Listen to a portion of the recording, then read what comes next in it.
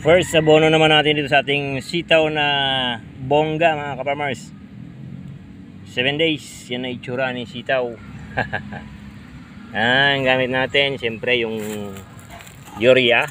Dahil madalas tayong gumagamit ng urea.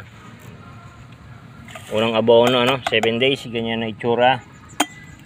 Kunti lang to, isang lata lang yun na itanim natin. Dahil naka 7 days na,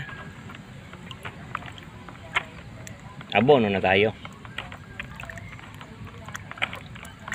Isang latang urea sa isang balding tubig yung pakain natin sa unang abono kay bongga. Diyan ba yung dagdagan natin? Yan. Alam mo, mabuti madali lang makatulong si urea.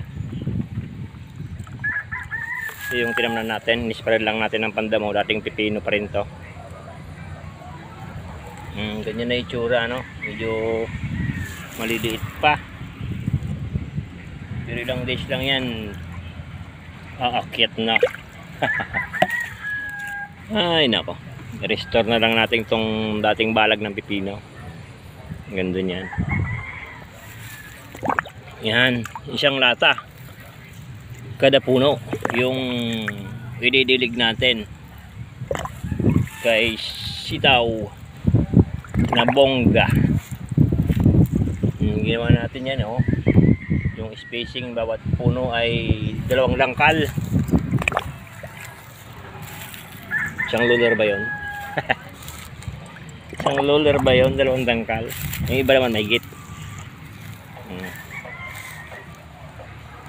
7 days. Paano mag-abono ng sitaw na 7 days? Nagmamadali na si sitaw. Maganda rin na may sitaw tayo.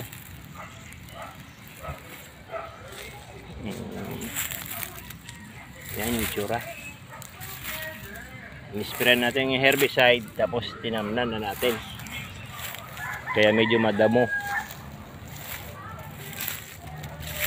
1 row lang, hindi tayo nag double row kasi masyado ng maraming trabaho. Isang urea pakain 7 days, hindi pa makita. First abono, thank you. Tabi lang ito ng kuwan, ampalaya. Yan yung ampalaya natin na green spear. Part dito naman yung sitaw. Tapos pag umikot ka, yung talong. Ayan yung tsura ng talong natin na nasa 10 months na mahigit. Mag 1 year na.